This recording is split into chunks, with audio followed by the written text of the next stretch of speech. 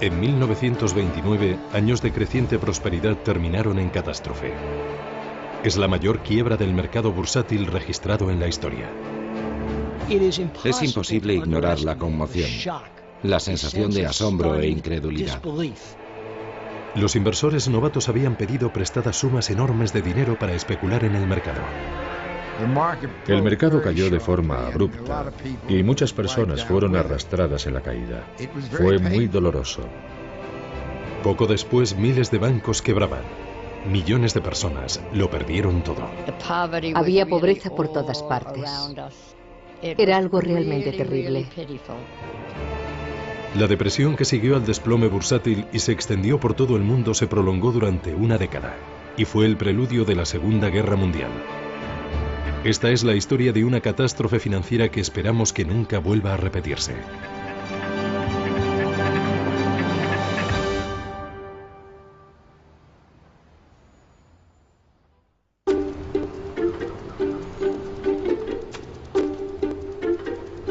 Miércoles 23 de octubre de 1929. Sin previo aviso, el precio de las acciones se derrumba en la bolsa de Nueva York. Los inversores están atónitos. En los últimos 5 años el mercado no ha dejado de subir. En solo una hora se venden la asombrosa cantidad de 2,5 millones de acciones. Al día siguiente continúa la caída en picado. El 24 de octubre, a medida que la gente llegaba a la bolsa, crecía la sensación de que tal vez algo hubiera cambiado. De repente no había compradores. Los inversores querían vender, pero no había compradores para sus acciones. Y los precios empezaron a caer. $2, $4, $10 por acción. Era terrorífico. Aquella mañana el mercado bursátil cayó rápida y abruptamente. De repente las acciones empezaron a bajar 10, 20 o 30 puntos de golpe. No es necesario decir que se oyeron muchos gritos y exclamaciones en el parqué de la bolsa de Nueva York. La gente estaba sorprendida por lo que estaba pasando y aterrada. Miles de personas empezaron a congregarse delante de la sede de la bolsa. 10.000 personas ocupando la calle desde Broadway hasta el East River. La gente que quería saber qué estaba pasando iba allí. Una enorme muchedumbre se agolpaba en torno al edificio, alrededor de las estatuas y escaleras, esperando conseguir alguna noticia de las personas que salían de la bolsa. Podían oír las voces, los gritos de los agentes comprando y vendiendo, pero no sabían lo que estaba pasando. Por eso se congregaron y esperaron allí hasta averiguarlo. Pocos entre los millares que formaban esa muchedumbre eran conscientes de las dimensiones del desastre que estaba a punto de suceder. Tampoco podían imaginar que durante los siguientes 5 días, una catástrofe financiera iba a llevarse por delante los cimientos de la prosperidad del país. Pero para comprender las causas del derrumbe bursátil tenemos que remontarnos una década atrás, al momento en el que el grado de confianza de los americanos llegó a ser tan alto que parecía que los buenos tiempos durarían eternamente.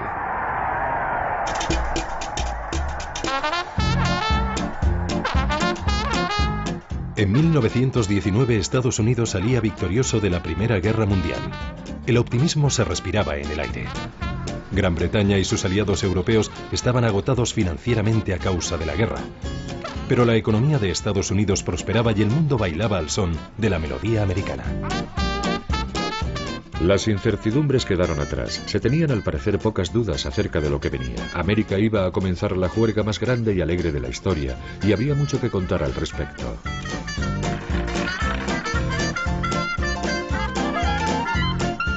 En los años 20, la vida cotidiana estaba cambiando. La electrificación transformó Estados Unidos. Las ciudades se conectaron a la red. Aparecían nuevas tecnologías, aviones, radios. Los artículos para el hogar que habían nacido como objetos de lujo se convirtieron en una necesidad. La industria del automóvil también prosperaba impulsada por los compradores que acudían en tropel a comprar los últimos modelos de Ford o Chrysler. Una era de prosperidad ilimitada parecía haber comenzado. Es el nacimiento de la cultura del consumo y del consumo de masas a una escala jamás vista antes. También aparece la compra a plazos para animar a la gente a adquirir artículos de consumo caros y que puedan comprarlos a crédito. Esta nueva forma de crédito al consumo fue otra de las innovaciones de los años 20. Por primera vez, la idea de compre ahora, pague después llega al gran público.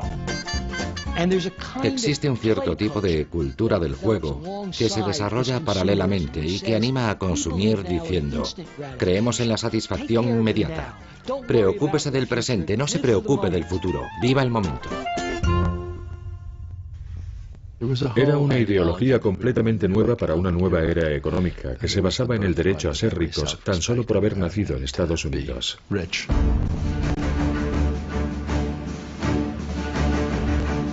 Con créditos asequibles y más ingresos disponibles, los estadounidenses empezaron a buscar nuevas formas para ser más ricos todavía.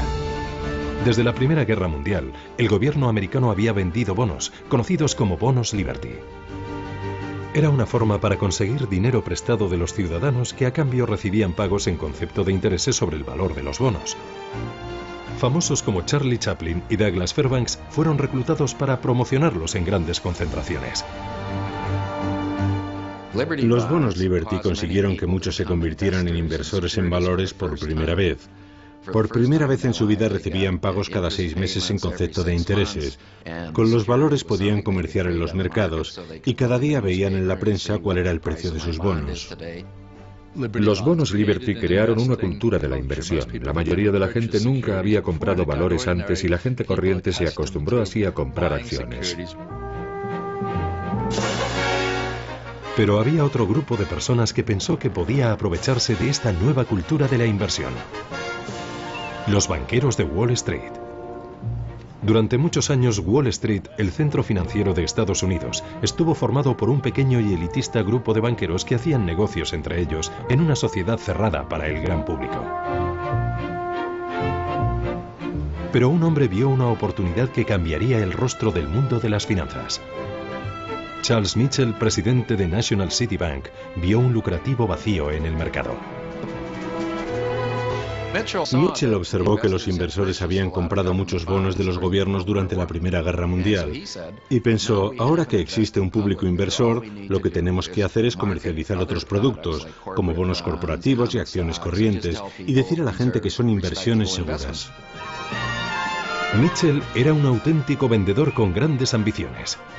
Si la gente estaba dispuesta a comprar bonos para financiar al gobierno, seguramente también sentiría la tentación de comprar acciones y participaciones para financiar a compañías privadas que cotizaban en la Bolsa de Valores de Nueva York, consiguiendo así un beneficio en el proceso. Poco a poco, personas que jamás habían soñado con invertir en acciones empezaron a hacerlo, y las acciones perdieron gran parte de su estigma. Históricamente, las acciones siempre habían sido consideradas demasiado arriesgadas para la gente corriente.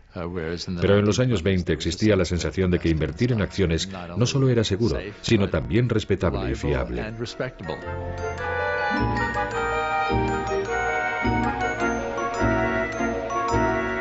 La idea tuvo éxito. Y para explotar este nuevo y lucrativo mercado, Mitchell abrió oficinas de corretaje por todo el país, donde la gente que tenía dinero pero carecía de los conocimientos para invertir en bolsa podía especular en el mercado de valores. La fiebre especuladora afectó a todo tipo de personas, no solo a los profesionales. La gente corriente empezó a invertir en un número sin precedentes en todo el país, no solo en Nueva York, en todas las ciudades, en pequeños pueblos. En todo Estados Unidos la gente estaba enamorada de la bolsa.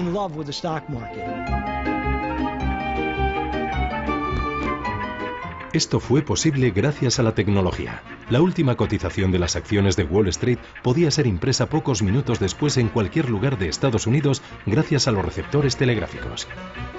Había receptores en clubes nocturnos, en estaciones de ferrocarril, en salones de belleza, en barcos transatlánticos.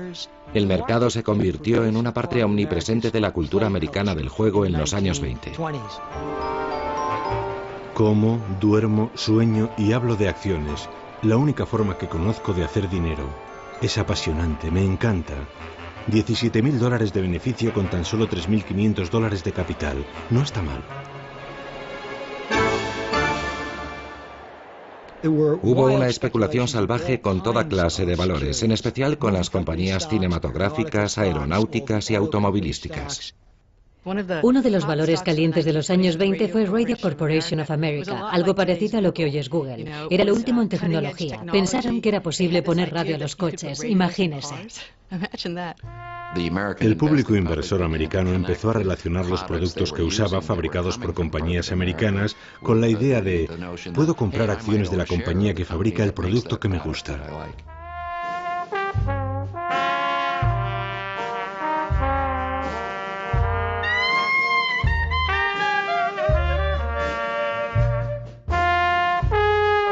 A mediados de los años 20, aproximadamente 3 millones de estadounidenses poseían acciones y Wall Street cautivaba la imaginación del público.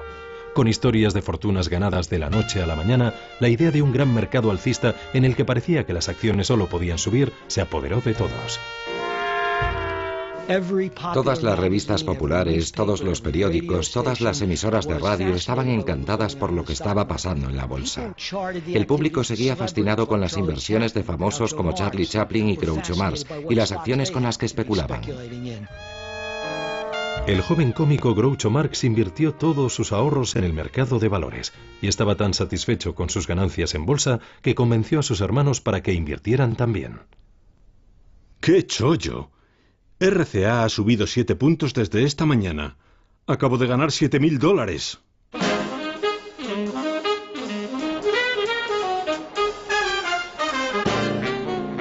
Pero los famosos no fueron los únicos especuladores. Los grandes especuladores de Wall Street se habían convertido en celebridades. Se los consideraba creativos, emprendedores y los creadores de la riqueza de los Estados Unidos. Joseph Kennedy, padre del futuro presidente Kennedy, fue una de esas astutas estrellas de las finanzas de la nueva generación. El público estaba fascinado porque algunos de esos hombres, como Joseph Kennedy, habían salido de la nada, y su rápida ascensión en el mercado era una especie de confirmación para la gente corriente de que tal vez podrían ser uno de ellos algún día. Circulaban historias de que cualquiera, desde botones a barberos, podía ganar dinero fácil en la bolsa. Un limpiabotas de Wall Street, Pat Bologna, fue uno de los que cayeron bajo el influjo de esas historias de mendigo a millonario. Todo el mundo iba a ganar una fortuna. Si vivías en Nueva York, el mercado de valores era el rey. Mi padre tenía probablemente 17 o 18 años. Todos los días lustraba los zapatos de los hombres más importantes de Estados Unidos, hombres como Joseph Kennedy, ejecutivos como Mitchell. Él hablaba con ellos y de alguna manera se convirtió en experto en temas como la Reserva Federal y cosas en las que jamás imaginarías que un limpiabotas pudiera ser experto. Pero él hablaba a diario con las mentes más brillantes de Wall Street y así fue como empezó a invertir en bolsa. La verdad sea dicha, yo aprendí a leer con las páginas de bolsa, porque eso es lo que mi padre hacía. Crecimos con la bolsa. Había bolsa para desayunar y bolsa para cenar cuando él volvía a casa. La bolsa era el mundo. Yo empecé en 1928, porque como muchos jóvenes, quería estar en el sitio en el que todo el mundo estaba ganando mucho dinero. Mi primer trabajo fue de chico de los recados en el parqué de la Bolsa de Valores. Solo tardé una semana o dos en darme cuenta de que la mayor parte del tiempo la gente es codiciosa.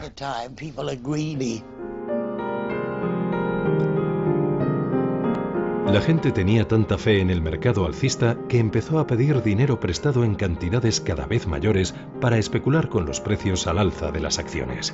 Esta forma de adquirir acciones era conocida como compra a crédito. Al inversor solo se le exigía desembolsar una parte del dinero y su agente de bolsa financiaba el resto. La cultura del compre ahora, pague después había llegado al mercado de valores. Comprar acciones a crédito significa que las estás comprando con dinero prestado. A finales de los años 20, el 90% de las compras se efectuaban con dinero prestado. No había reglas acerca de cuánto podías pedir prestado y se pedían sumas enormes de dinero para comprar acciones. Podías comprar una acción de $100 con $25 y el corredor de bolsa te prestaba los otros 75. Si el precio de las acciones subía, y a finales de los años 20 todo parecía subir, esos $25 podían convertirse en una inversión valorada en 200 o 300. Los créditos para comprar acciones se convirtieron en una parte enorme de la economía de Estados Unidos. De hecho, hecho, casi 40 céntimos de cada dólar prestado eran para comprar acciones. Esta ingente entrada de dinero prestado en el mercado bursátil provocó una demanda creciente de acciones que empujó las cotizaciones aún más al alza. En 1928 la bolsa subió un 50% en tan solo 12 meses. Y a medida que el precio de las acciones seguía subiendo, más y más inversores solicitaban préstamos para comprar acciones. Uno de ellos fue el limpiabotas Pat Bologna. Mi padre no tenía mucho dinero en bolsa. Me dijo que tenía $6.000 de liquidez, pero $6.000 significaban muchas acciones porque en aquellos años solo tenías que cubrir un 10% de la inversión. Así que con $6.000 podías tener acciones por valor de $60.000.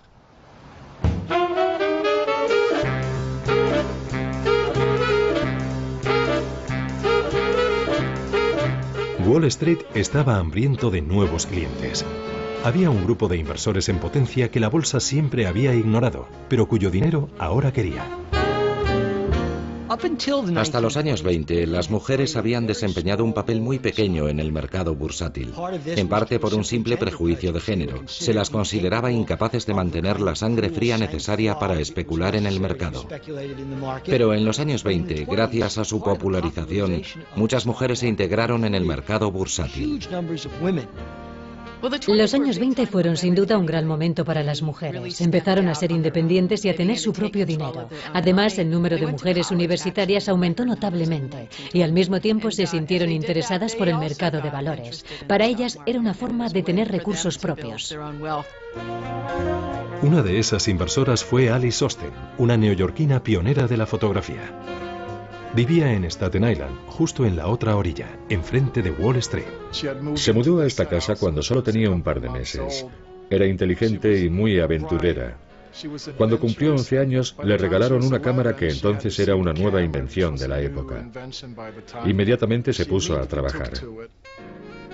A lo largo del tiempo tendría 8.000 negativos fotográficos de cristal, convirtiéndose en uno de los primeros y más prolíficos fotógrafos americanos. El abuelo de Alice le dejó una herencia que le permitió llevar una vida cómoda.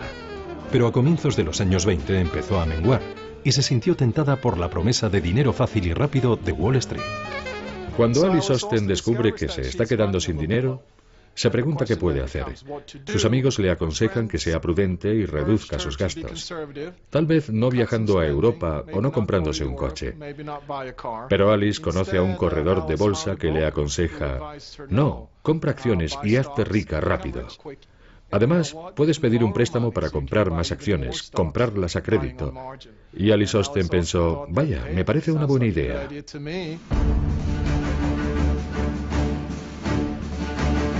Durante todo el periodo alcista de la bolsa en la década de los 20, el Partido Republicano permaneció en el poder fortalecido por la prosperidad creciente del país.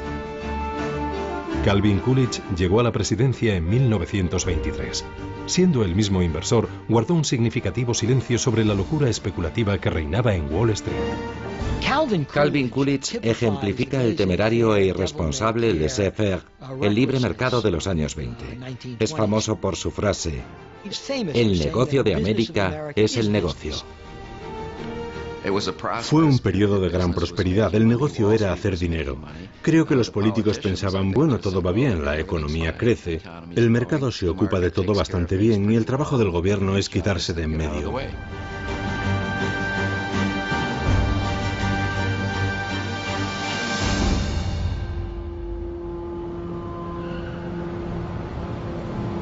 Durante el mandato de Coolidge, el poder de Wall Street siguió creciendo sin obstáculos.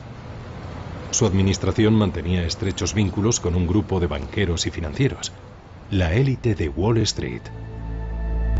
Su riqueza y contactos les procuraba una inmensa influencia sobre la política económica del gobierno. Formaban pequeñas sociedades elitistas. Sin duda, eran la realeza de Wall Street. Trabajaban en lugares misteriosos y muy discretos. Eran pequeñas firmas con capital limitado, pero realmente ejercían un poder inmenso.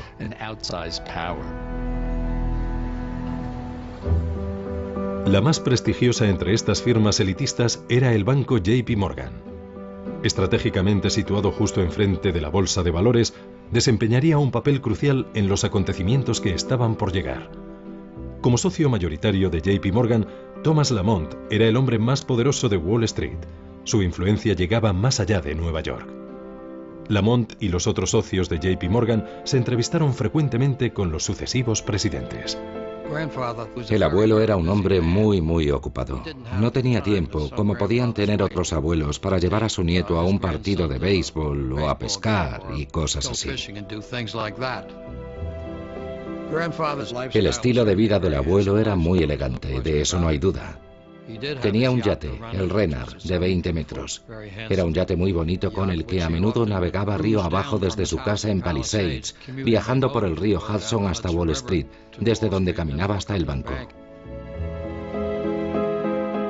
Bajo el liderazgo de Lamont, JP Morgan evita los peores excesos del mercado bursátil. Pero gracias a su estrecha relación con los políticos, la élite financiera consigue mantener la regulación gubernamental sobre Wall Street al mínimo.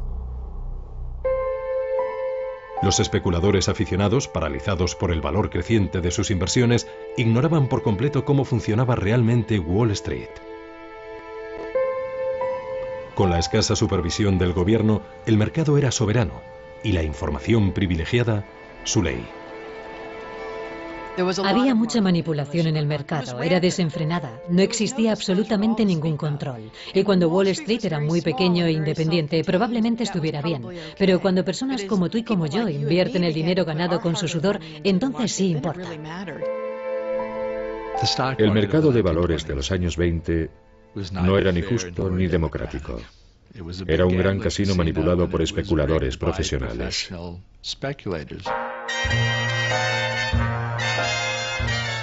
Cuando los pequeños inversores apostaban los ahorros de su vida, no eran conscientes de que todas las probabilidades jugaban en su contra. Los hombres como Joseph Kennedy no hacían sus fortunas eligiendo simplemente las acciones correctas.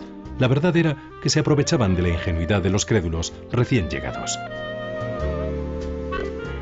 Un puñado de especuladores se reunía y de forma coordinada empezaban a comprar lenta, pero implacablemente, una acción determinada. Calentaban a bombo y platillo determinada acción, hacían subir el precio comprándola ellos y la vendían recogiendo los beneficios y dejando al inversor medio con esas acciones y todas las pérdidas.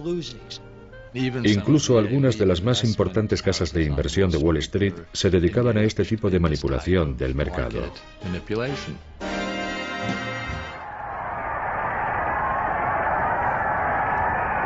En marzo de 1929 es investido un nuevo presidente republicano, Herbert Hoover.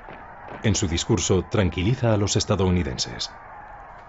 Hemos alcanzado el mayor grado de bienestar y de seguridad que ha existido nunca en la historia del mundo. Pero entre bastidores no estaba tan tranquilo. En realidad, Hoover era muy escéptico respecto a lo que estaba pasando en Wall Street y la economía en general, pero no tiene el valor político, y cuando se convierte en presidente, no hace nada por poner freno a esta fiebre especulativa salvaje. Y tampoco hace nada para que la Reserva Federal o el Tesoro controlen la especulación en el mercado de valores. En privado, Hoover hablaba de una orgía especulativa, pero como su predecesor Coolidge, no tenía ningún interés en regular el mercado. Pero Hoover no era el único que temía que la burbuja del mercado bursátil estuviera a punto de estallar. Pocos días después de su discurso de investidura, un destacado y muy respetado banquero, Paul Warburg, se distanciaba de las filas de la aristocracia de Wall Street, haciendo pública una sombría advertencia. Si permitimos que esta orgía de especulación desenfrenada llegue demasiado lejos, el colapso final provocará sin duda alguna una depresión económica general de todo el país. Mi bisabuelo hizo pública su advertencia en marzo de 1929. De hecho, usó la palabra depresión y le silenciaron. Creo que fue despreciado, como si solo fuera un aguafiestas. Bueno, no, todo va bien. Todo el mundo gana dinero y se divierte en la fiesta. Cuando el mercado es alcista, a la persona que dice, puede que esté sobrevalorado, será mejor que tengáis cuidado, le echan de la fiesta.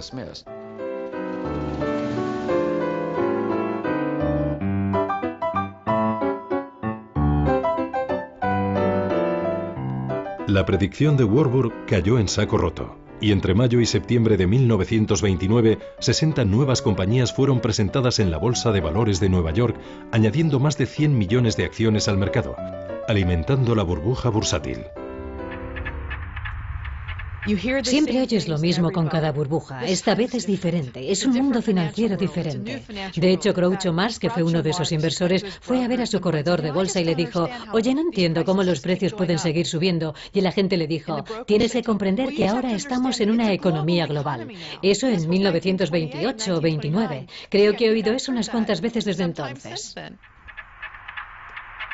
Algunos especuladores profesionales sentían que el mercado estaba demasiado caliente. Los más astutos se salieron durante el verano. Un día Joe Kennedy, según los últimos recuerdos de Joe Kennedy, dijo: si el limpiabotas sabe tanto como yo de bolsa, tal vez sea hora de que venda todo.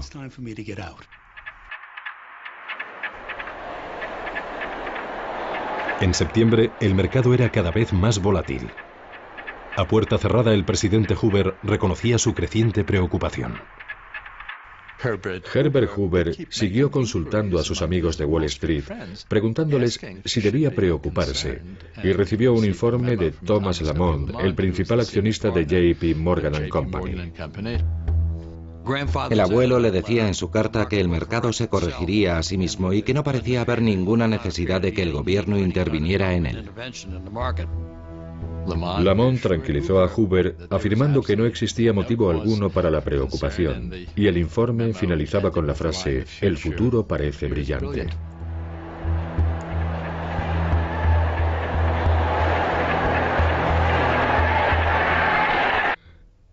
Cinco días después, la bolsa de valores se hundía.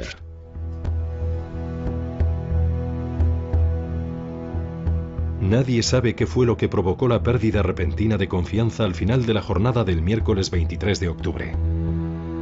Pero de repente una brusca caída en las acciones de las compañías automovilísticas provocó un aluvión de órdenes de venta a última hora. Se vendieron millones de acciones bruscamente.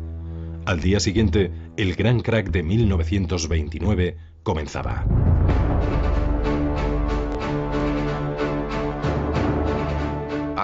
El 24 de octubre de 1929, el Jueves Negro, es considerado el comienzo del crack. Las enormes caídas asustaron a mucha gente. Es imposible ignorar la conmoción, la sensación de asombro e incredulidad, el pánico de la gente, mientras el mercado caía y caía. Ansiosas de noticias, miles de personas se agolpan delante de la bolsa. La multitud permanecía allí apesadumbrada, mirando al frente fijamente. Acababan de perderlo todo. Las autoridades locales se alarmaron tanto por lo que estaba pasando que enviaron a 400 policías temiendo que se produjera una invasión de la bolsa al estilo de la toma de la Bastilla. Cuentan que había un extraño murmullo en el aire. Una especie de extraño e inquietante sonido, probablemente resultado de las voces de todas esas personas compartiendo su preocupación. La reacción popular fue: esto no puede estar pasando.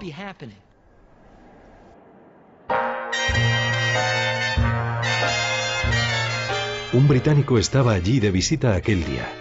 Winston Churchill también había invertido gran parte de su dinero en la bolsa americana y había decidido visitarla.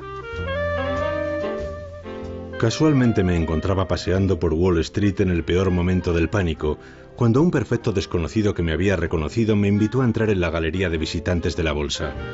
Esperaba encontrarme con un auténtico caos, pero el espectáculo que vieron mis ojos era sorprendentemente de calma y orden.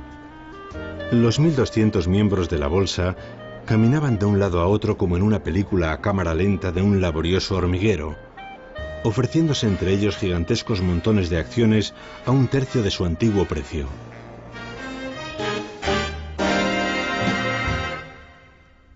Churchill perdería una fortuna en el crack de aquel día. Fuera, la multitud seguía esperando noticias. Los rumores alimentaban el pánico creciente.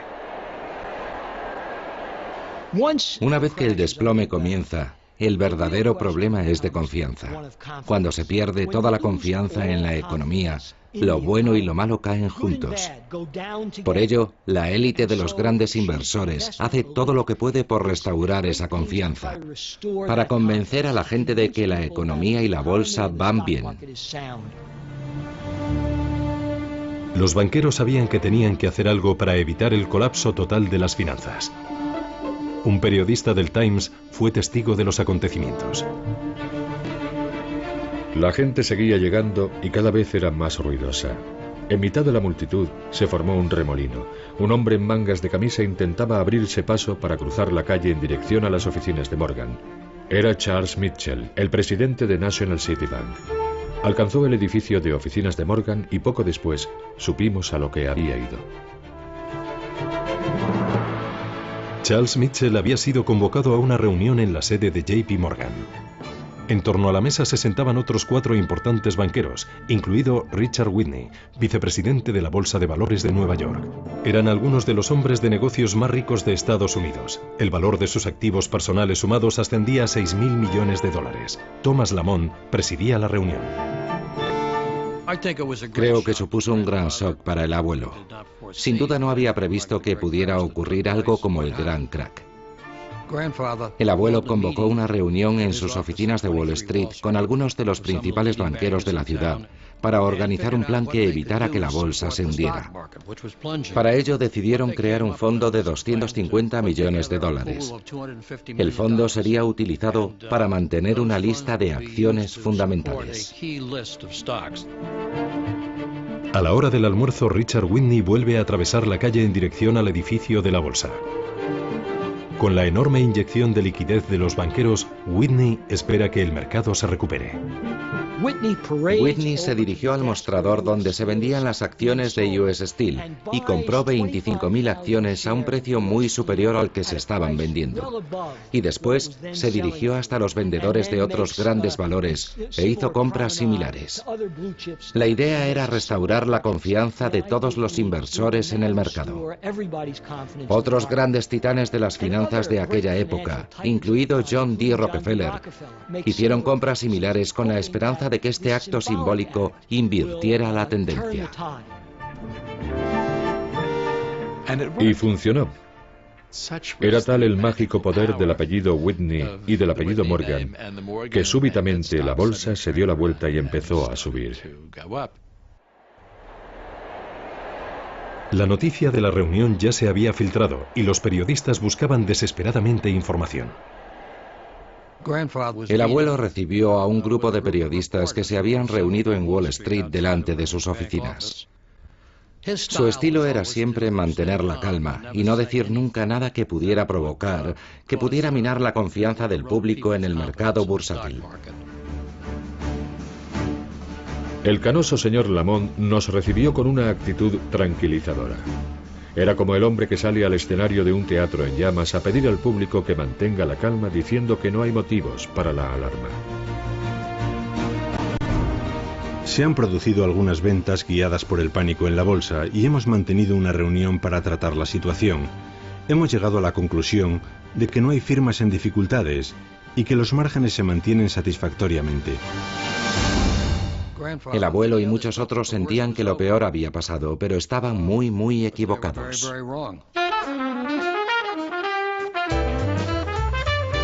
El fin de semana la intervención de los banqueros parecía haber funcionado. Las jornadas del viernes y el sábado transcurrieron con tranquilidad y sin incidentes. El presidente Hoover también intentó calmar los ánimos, repitiendo un mantra que desde entonces se ha repetido muchas veces en las crisis bursátiles. El negocio fundamental del país, la producción y distribución de bienes de consumo, tiene una sólida y próspera base. Pero en las oficinas del distrito financiero, el caos es total. Una de las cosas que olvidamos es lo primitiva que era la tecnología. El 24 de octubre se negociaron tantas acciones que se necesitaron 4 horas después del cierre de la bolsa para imprimir todas las operaciones realizadas. La impresora, completamente desbordada, llevaba horas de retraso con las operaciones realizadas y no servía para nada. Durante toda la noche las lámparas lucieron en las ventanas de las oficinas, donde los corredores de bolsa y contables luchaban por intentar cerrar las cuentas del día antes de que empezara la siguiente jornada. Se desmayaban en sus escritorios, los mensajeros caían rendidos sobre el suelo de mármol del banco y se dormían.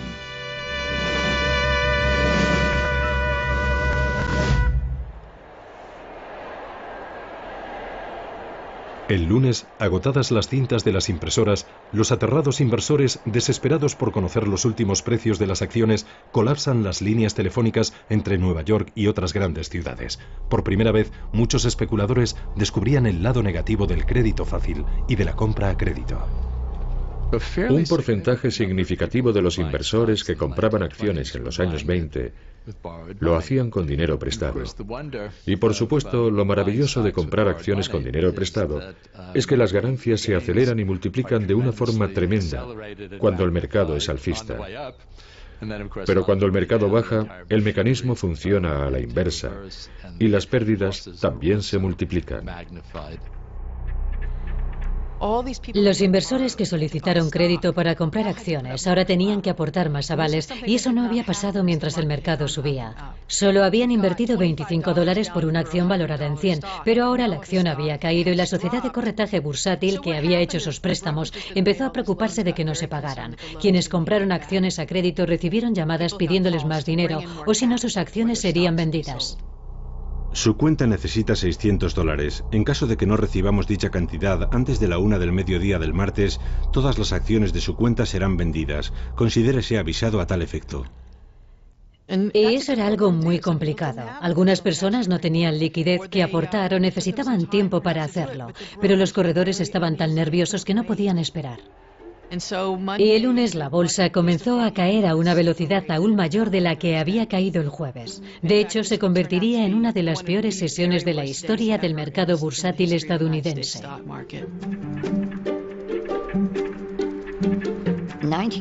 En 1929, cuando la bolsa se hundió, yo era muy joven. Solo tenía 7 años. Sin embargo, recuerdo algunos momentos de aquel día con mucha claridad. No teníamos muchas formas para comunicarnos. Y cuando algo extraordinario ocurría, los periódicos sacaban un extra. Así se llamaba, un extra, por 2 céntimos. Y los chicos recorrían con sus gorras las calles gritando, ¡extra, extra! Léalo todo. En casa siempre bajaba alguien y compraba el diario por 2 céntimos para saber lo que había pasado. Así nos enteramos del crack. Aquel día, Vera estaba con una amiga de la familia cuando llegó la noticia de que la tía de la amiga lo había perdido todo. Aquella dama lloraba en silencio. Lloraba en silencio y se retorcía las manos mientras caminaba sin parar de una habitación a otra. Ese es mi recuerdo de aquel día.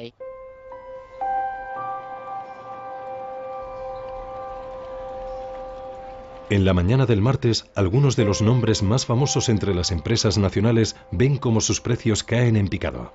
US Steel, Radio, General Motors, acciones que habían sido el símbolo de los años de prosperidad.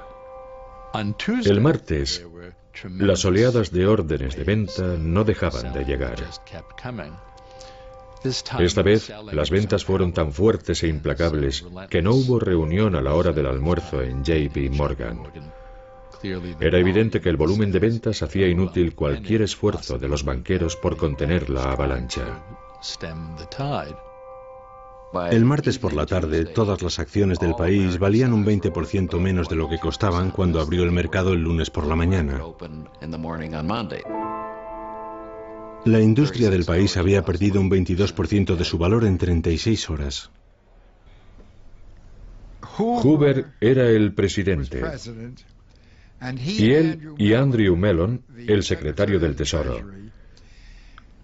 eran muy de derechas y creían que la misión del gobierno era no interferir. Creían en el capitalismo puro y sin limitaciones. Así que hicieron muy poco o nada por aminorar el desplome. Dijeron que se arreglaría solo. El mercado se hundió violentamente y mucha gente lo perdió todo. Fue muy doloroso. Prácticamente todo el mundo perdió dinero, igual que ha sucedido ahora.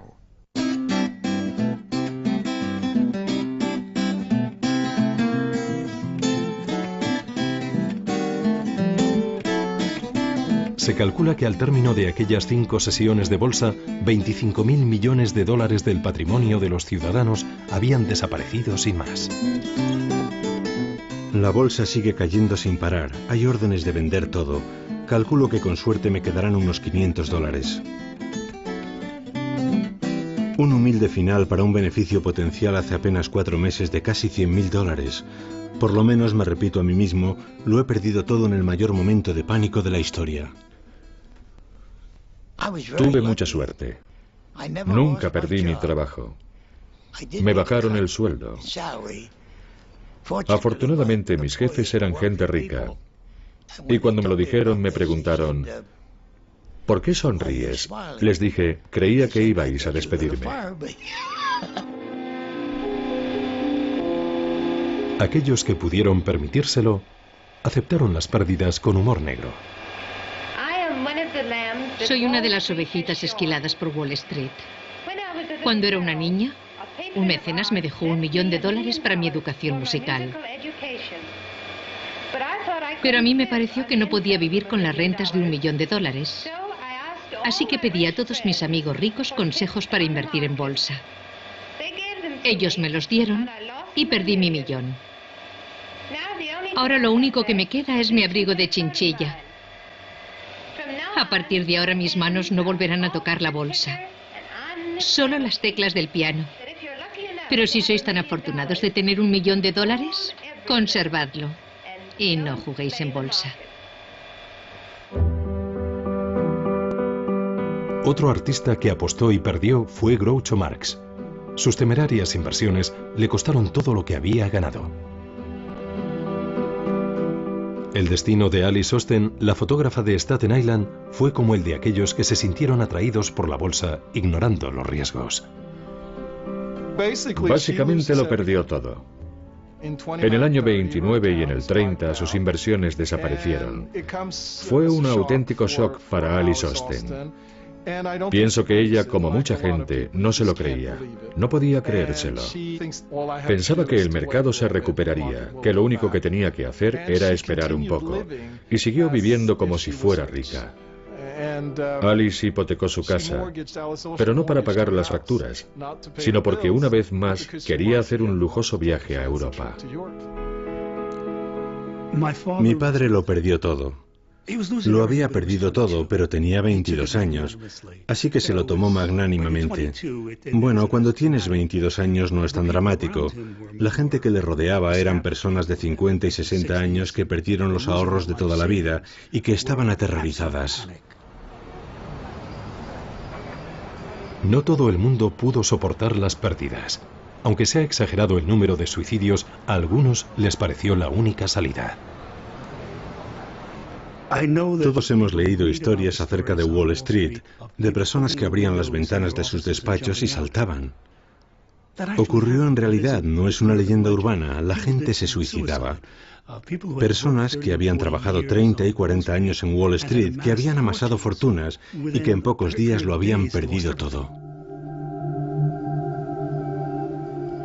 Siento no haber podido devolver los 2 libros antes, pero dada la situación actual en el distrito financiero, el trabajo me lo ha impedido. Ayer una mujer saltó desde el tejado de nuestro edificio, 44 pisos, justo delante de nuestra ventana. Vi su cuerpo tirado en la calle y la visión fue tan terrible que me sentí enfermar.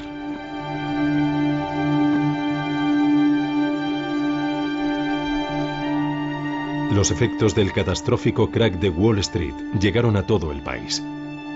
Incluso aquellos que nunca habían tenido acciones y que nunca se habían beneficiado del boom bursátil se convirtieron en víctimas también. El desplome de la bolsa minó la fe de los estadounidenses en su frágil sistema bancario, formado por miles de pequeños bancos locales que carecían del tamaño o la reputación necesaria para convencer a los clientes de que su dinero estaba a salvo. El hundimiento de la confianza en la economía provocó un efecto dominó. En 1931, quebraron más de 2.000 bancos. Después del crack, los bancos cerraron. Eso nos afectó un poco más seriamente a nosotros, a la gente de mi edad. Muchas personas guardaban su dinero en el banco, un poquito de dinero, algunos cientos de dólares, puede que 1.000. Entonces no existían infraestructuras y tampoco un fondo federal que garantizara los depósitos de los clientes. No existía ninguna forma de apoyar a los bancos. Si los bancos habían tomado decisiones erróneas, lo pagabas tú, ibas a por tu dinero y ya no estaba. La gente oía que el banco de la esquina no era bueno y se preocupaba por su propio banco, así que iba corriendo a retirar el dinero de su banco. Se creó un terrible círculo vicioso. Durante los siguientes 2 años cerraron 3.000 bancos. El sistema bancario en su totalidad parecía no solo frágil, sino inservible. Después de aquello, la gente empezó a desconfiar de los bancos y a guardar los ahorros debajo del colchón.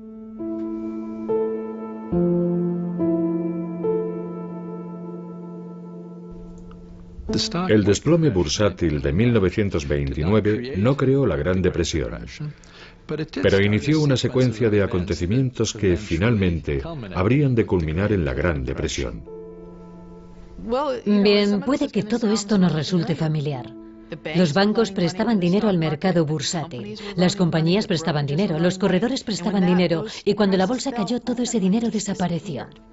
Inmediatamente las empresas empezaron a sentir miedo por no disponer de capital y perder dinero. Y empezaron a despedir a trabajadores y a cerrar fábricas. Hubo quiebras masivas y una crisis de liquidez, exactamente del mismo tipo de la que tenemos hoy. Es decir, los negocios no pueden obtener préstamos para mantenerse a flote. Aunque fueran negocios totalmente solventes, no podían conseguir los créditos comerciales a corto plazo necesarios para pagar a sus trabajadores, invertir en equipamiento y pagar a sus proveedores. Así que empezaron a quebrar y en el proceso de quiebra despedían a la gente y como consecuencia el consumo cayó. Y eso fue lo que provocó un daño traumático a toda la sociedad, tan traumático que solo es comparable a la guerra civil en la memoria de este país, como el momento más trágico de la historia de Estados Unidos. Mi padre tenía una modesta empresa de seguros. Una noche, durante la cena, dijo que tenía que despedir a un empleado. Y yo, caballerosamente, dije, bueno, seguro que encuentra otro trabajo, ¿verdad? Y mi padre me dijo, no, es un hombre mayor y poco capaz. No creo que pueda. Y en ese momento, mi padre se echó a llorar. Era la primera vez que veía llorar a mi padre.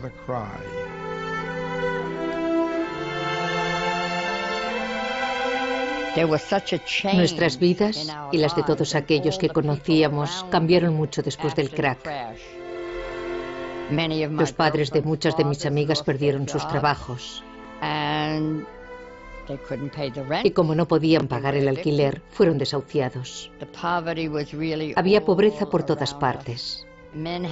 Los hombres no tenían ropa, iban harapientos, andrajosos, se envolvían los pies con periódicos y cartones, como zapatos improvisados para caminar por la calle. Y cuando ibas a Central Park, te encontrabas con esa zona enorme, un lago abandonado que había sido drenado, y allí hacían pequeñas chozas con cajas de cartones para dormir y pasar la noche. Lo llamaban Hooverville, porque así se llamaba nuestro presidente en aquel momento. Y por supuesto, el desplome de la bolsa y toda aquella pobreza era, claro, culpa suya. Fue muy, muy doloroso.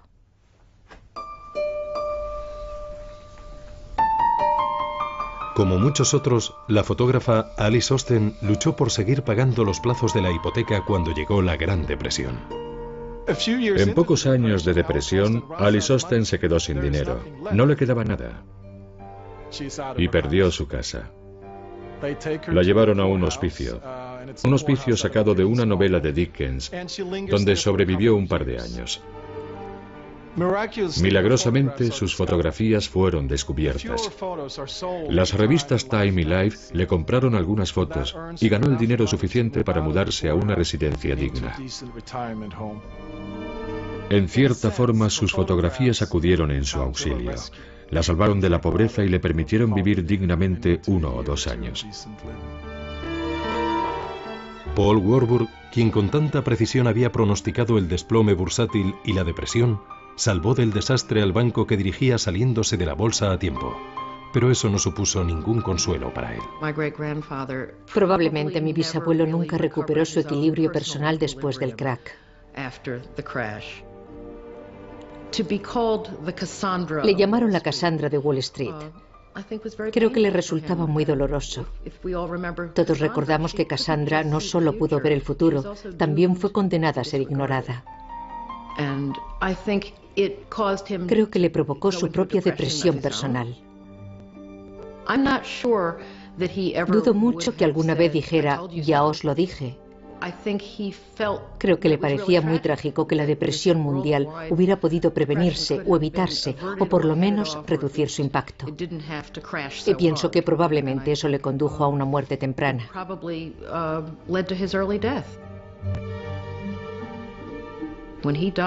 Murió el último año de la presidencia de Hoover, cuando no se veía el final.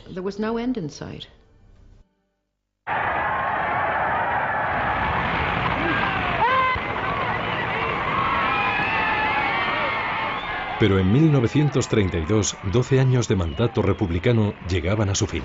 I, Franklin Delano Roosevelt, do solemnly swear that I will faithfully execute the office of President of the United States.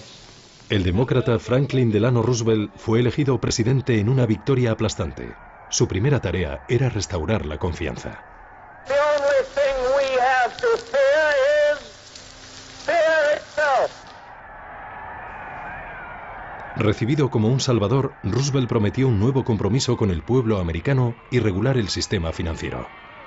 There must be a strict supervision of all banking and credit and investment. There must be an end to speculation with other people's money. El nuevo presidente actuó rápidamente. Garantizó los depósitos bancarios e introdujo leyes que obligaban a los banqueros a trabajar bajo la supervisión estricta del gobierno.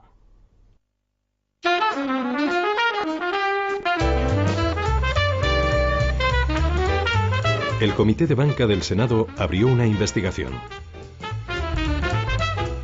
Duraría más de 3 años, y las 10.000 páginas de testimonios ennegrecieron la reputación de Wall Street.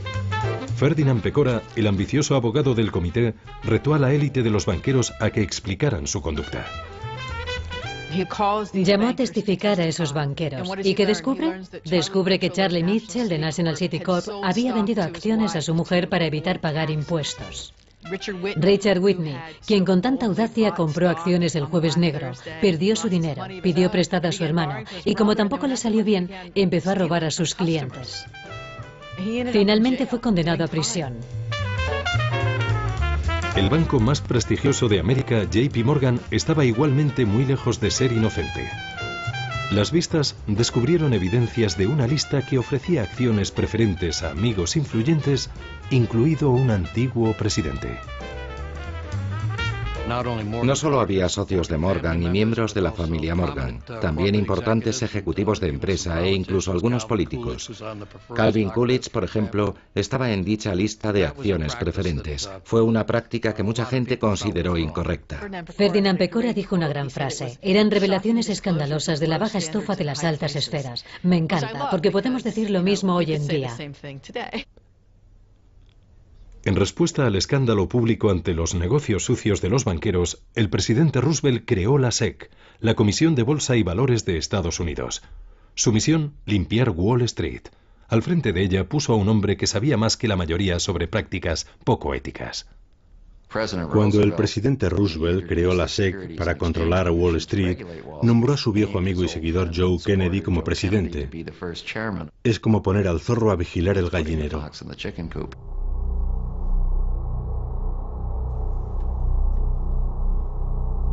Aunque Roosevelt restauró la confianza en el sistema financiero, la Gran Depresión duraría hasta el estallido de la Segunda Guerra Mundial. Entonces, como ahora, la economía globalizada hizo que tanto el crack como la subsiguiente depresión se extendieran por todo el mundo. En Gran Bretaña, el sector industrial se hundió y millones de personas perdieron sus trabajos. En Alemania, que seguía sin recuperarse de su derrota en la Primera Guerra Mundial, el impacto fue aún mayor. Durante la Gran Depresión, muchos perdieron los ahorros de toda la vida, y eso provocó en muchos países el deseo de un gobierno autoritario que les salvara, que rescatara la economía. Sin duda, el crack y la posterior depresión fortalecieron a los movimientos anticapitalistas. Los comunistas gobernaban en Rusia y los movimientos fascistas estaban en auge. Mussolini ya había llegado al poder en Italia y la base política de Hitler seguía creciendo en Alemania. El crack de Wall Street y la depresión en el libre mercado capitalista al estilo americano solo sirvió para fortalecer a aquellos que afirmaban que existía una fórmula mejor. Mientras el comunismo y el fascismo prosperaban, muchas naciones levantaron barreras impidiendo el libre comercio y cerrando sus fronteras en un intento por salvar sus economías. El nacionalismo económico condujo a las guerras comerciales y más tarde a la Guerra Mundial. 80 años después, aquellos que recuerdan la burbuja de los años 20 y el desplome bursátil posterior tienen la sensación de que ya han visto todo esto antes. Creo que no hemos aprendido nada de lo que pasó. He descubierto que el hombre tiene muy poca memoria. Siempre hace operaciones sin considerar los riesgos a la baja.